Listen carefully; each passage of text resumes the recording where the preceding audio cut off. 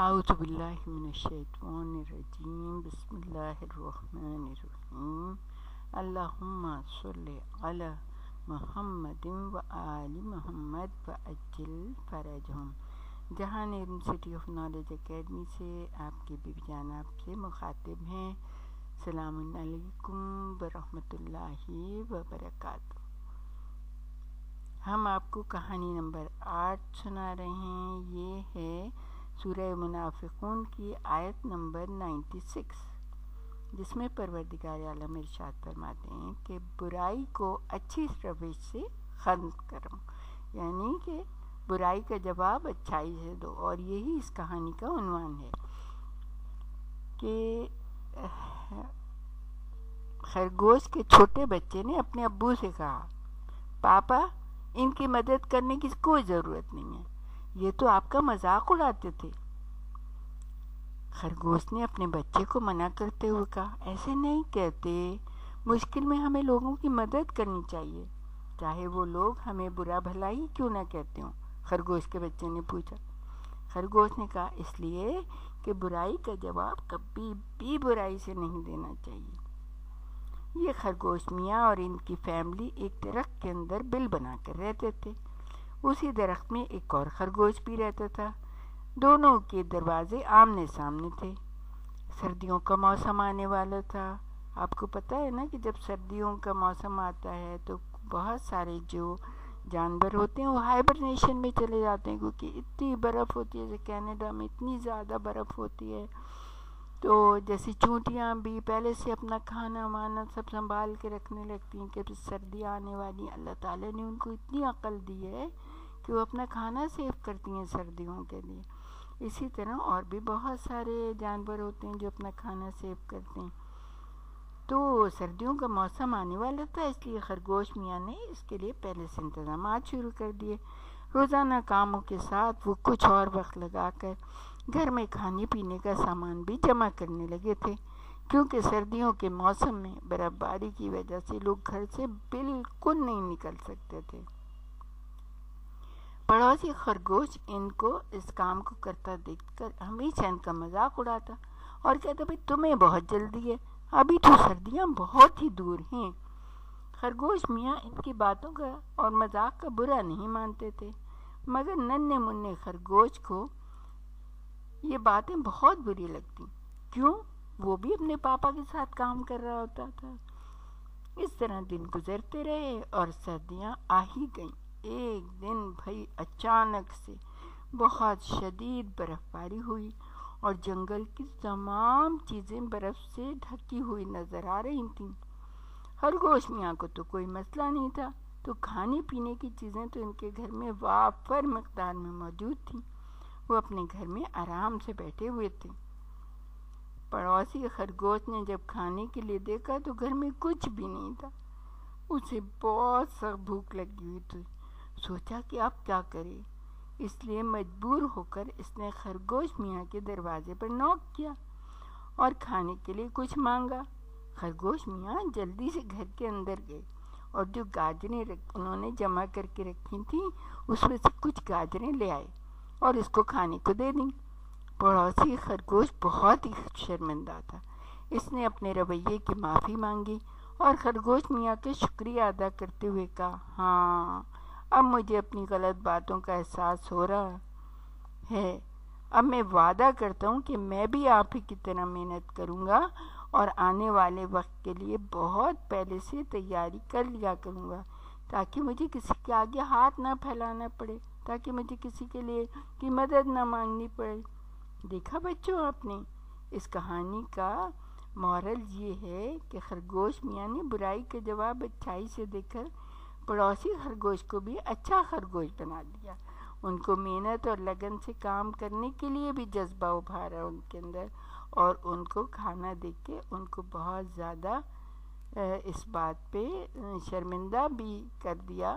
مطلب انہیں کہا نہیں، لیکن وہ خود سے شرمندہ ہو گئے کہ اگر میں بھی پڑوسی خرگوش کی طرح محنت کرتا تو مجھے آج ان سے مانگنا نہیں پڑتا۔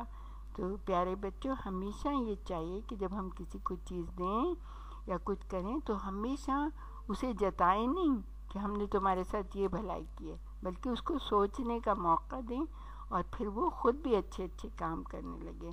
اور کبھی بھی برائی کا جواب برائی سے نہیں دیں، بلکہ جب بھی آپ کوئی برائی کا جواب اچھائی سے دیں گے تو جو اگلا ہے بچہ یا اگلا پرسن ہوگا وہ ہمیشہ سوچنے پہ مجبور ہو جائے گا کہ میں نے اس کے ساتھ اتنی برائی کی، یہ اتنا اچھا ہے، تو میں بھی اس میں یہ جذبہ پیدا ہوگا کہ میں بھی اچھا بن جاؤں. ٹھیک ہے پیارے بچوں، تو ہمیشہ اس چیز کا بہت زیادہ خیال رکھنا چاہیے کہ ہمیشہ اللہ تعالیٰ نے قرآن میں جو کہا ہے نا کہ برائی کا جواب اچھائی سے دو، تو ایک تو اللہ تعالیٰ بھی خوش ہوتا ہے، دوسرے وہ جو دوسرا انسان ہوتا ہے یا جو بھی ہوتا ہے، کوئی بھی اللہ کی مخلوق ہوتی ہے، وہ بھی اچھے نیک کام کی طرف راغب ہو جاتی ہے. اچھا، اب ایک اور کہانی ہم آپ کو سناتے ہیں کیونکہ ابھی ہمارے پاس ٹائم ہے. یہ ہے کہانی نمبر 9. اس میں قرآن کی کون سی آیت کا حوالہ دیا گیا ہے؟ سورہ اسراء، آیت کا نشان ہے 72. اور 72 آیت کا نشان جو ہے نا وہ آپ کو ہمیشہ یاد رہے گا، کیونکہ 72 72 شہداء، ہم میں سے ہر بچے کو پتہ ہے کربلا کے 72 شہداء کے بارے میں. تو یہ آپ یاد رکھیے گا کہ سورہ اسراء آیت کا نشان ہے 72. اللہ تعالیٰ قرآن حکیم میں سورہ اسراء میں ارشاد فرما رہے ہیں، بے شک فضول خرچی کرنے والے شیطان کے بھائی ہیں. یعنی فضول خرچی نہیں کرنی چاہیے. اللہ تعالیٰ نے کہا ہے، بہت برا کہا ہے کہ شیطان کے بھائی ہوتے ہیں جو فضول خرچی کرتے ہیں. اللہ ہم سب کو فضول خرچی سے محفوظ رکھے. تو اس کا عنوان کہانی کا بھی شیطان کے بھائی ہے. کتنی مرتبہ کہا ہے جب برش کر رہے ہو اس وقت نل بند کر دیا کرو، دیکھو کتنا پانی ضائع ہو رہا ہے. صدف نے شافع سے کہا. یعنی کہ آپ کو پتہ ہے نا کہ پانی کو ضائع کرنا کتنی اس کی مذمت کی گئی ہے. اور جناب رسول خدا صلی اللہ علیہ وآلہ وسلم، اللہم صلی اللہ محمد وآل محمد، آپ نے ارشاد فرمایا ہے کہ اگر دریا کے کنارے بھی بیٹھے ہوا کرو تو پانی ضائع نہ کرو، اتنی قیمتی چیز ہے یہ پانی. تو صدف نے شافع سے کہا، صدف اس کی بہن تھی. شافع نے پھر بھی نل بند نہیں کیا اور برش کر کے باتھ روم سے باہر آیا. ایک تو تم ہر وقت میرے پیچھے پڑی رہتی ہو، شافع نے اپنی بہن سے غصے میں کہا. صدف شافع کی بڑی بہن تھی، صرف 2 سال کا فرق تھا، اس لیے شافع اس کو بڑی بہن نہیں سمجھتا تھا. آپ کو پتہ ہے نا کہ جو ہیں بڑے بہن بھائی اور چھوٹے بہن بھائی میں ہمیشہ یہ چپقلش رہتی، لیکن اچھے جو بہن بھائی ہوتے ہیں وہ چاہے 1 سال بڑے ہوں یا 6 مہینے ہی کوئی بہن بھائی بڑا ہو، اس کی عزت کرتے ہیں اور اس کا کہنا مانتے ہیں. ارے یہ کیا، پنکھا بھی چل رہا ہے، اے سی بھی چل رہا ہے، کمپیوٹر بھی آن ہے اور کمرے کی ساری لائٹس بھی آن ہیں، اور شافع صاحب کہاں ہیں؟ وہ غائب ہیں. صدف نے اپنے آپ سے کہا. اور پھر اس نے جا کر ڈھونڈنا شروع کیا تو دیکھا شافع صاحب بڑے مزے سے ٹی وی لاؤنج میں کارٹون دیکھ رہے تھے. بس اب کوئی لیکچر دینے نہ لگ جانا، شافع نے صدف کو آتے ہوئے دیکھ کر کہا. صدف وہاں سے چلی گئی اور کمرے میں آ کر سوچنے لگی شافع کو ان فضول خرچیوں سے کیسے روکے. آج کل خالہ امی کے گھر گئی ہوئی تھیں. خالہ کی طبیعت کچھ خراب تھی، امی کچھ دنوں کے لیے وہاں رک گئی تھیں. شافع صاحب کو تو اور موقع مل گیا. اب تو وہ کھانے پینے کی چیزوں کو بھی پلیٹوں میں چھوڑنے لگے تھے. چپس کے پیکٹ آدھے کھلے پڑے رہتے، جوس تھوڑا سا پی کر ڈبے کو وہیں چھوڑ دیتے. بابا شافع بہت فضول خرچی کرنے لگا ہے، میں اس کو بہت سمجھاتی ہوں لیکن وہ میری بات نہیں مانتا. صدف نے اپنے ابو کو بتایا. اچھا میں دیکھتا ہوں کیا کرنا ہے، بابا نے جواب دیا اور پھر وہ وہاں سے چلے گئے. شام کو آفس سے آنے کے بعد ابو نے صدف اور شافع سے کہا، چلو بچوں آج رات کھانے کے بعد تم لوگ میرے کمرے میں آ جانا، مجھے کچھ باتیں کرنی ہیں. شافع نے گھوم کر صدف کی طرف دیکھا جیسے کہہ رہا ہو تم نے ضرور میری شکایت ابو سے لگا دی ہوگی. رات کو کھانے کے بعد جب دونوں ابو کے کمرے میں آئے تو ابو نے کہنا شروع کیا کہ شافع بیٹا میں چاہتا ہوں کہ دیکھوں تم مستقبل میں ایک کامیاب انسان ہو یا نہیں. کل صبح تم گھر سے باہر جاؤ اور شام تک کچھ بھی رقم کما کر لے کر آؤ۔ دوسری صبح شافع ابو کے ساتھ گھر سے باہر نکل گیا اور سوچنے لگا یہ کون سا مشکل کام ہے، مگر یہ کیا، گھر سے باہر تو سخت گرمی تھی۔ شافع سوچ رہا تھا اب میں کیا کروں۔ وقت گزر رہا تھا، بھوک اور پیاس سے شدید برا حال تھا۔ گھر کا کھانا اور پانی شافع کو بہت یاد آ رہا تھا، جو وہ اکثر چھوڑ دیتا تھا۔ گرمی میں ایسی شدت سے یاد آ رہا تھا، مگر سمجھ میں نہیں آ رہا تھا کیا کرے۔ گھر کے قریب ہی جمعہ بازار لگا ہوا تھا۔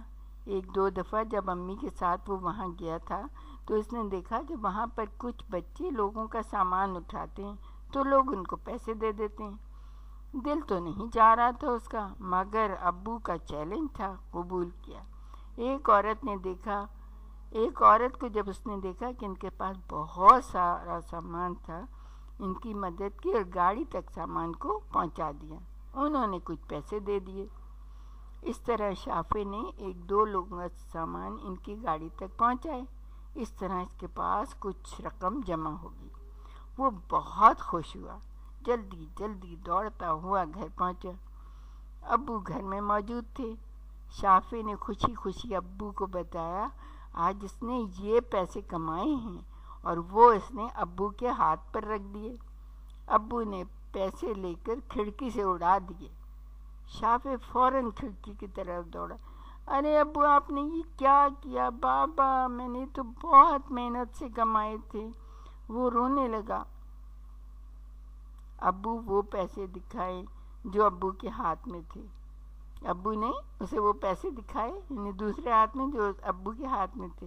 شافع کی آنکھوں میں آنسو بھرے ہوئے تھے اور ابو اسے آہستہ آہستہ کہہ رہے تھے، دیکھا بیٹا، جب محنت سے کمائے ہوئے پیسوں کو فضول خرچی میں اڑایا جاتا ہے تو کتنا افسوس ہوتا ہے، اور جب اللہ کی دی ہوئی نعمتوں کو درست طریقے سے استعمال کرنے کے بجائے ان کو ضائع کیا جاتا ہے تو آپ سوچو اللہ کو بھی تو برا لگتا ہوگا، اللہ کو بھی تو افسوس ہوتا ہوگا نا۔ تو پیارے بچوں، مورل آف دا اسٹوری یہ ہے، فضول خرچی ایک بہت بری عادت ہے۔ فضول خرچی کرنے والے کو اللہ تعالیٰ نے شیطان کے بھائی کہا، اور کوئی بھی شیطان کا بھائی تو نہیں بننا چاہتا نا۔ اس لیے ہمیں ہمیشہ اللہ تعالیٰ کی دی ہوئی نعمتوں کو درست طریقے سے استعمال کرنا چاہیے اور ہرگز فضول خرچی نہیں کرنی چاہیے۔ وآخر دعوانا ان الحمد للہ رب العالمین۔ ہمارے ساتھ ہی رہیے گا، ہم آپ کو اور بھی بہت کچھ بتائیں گے۔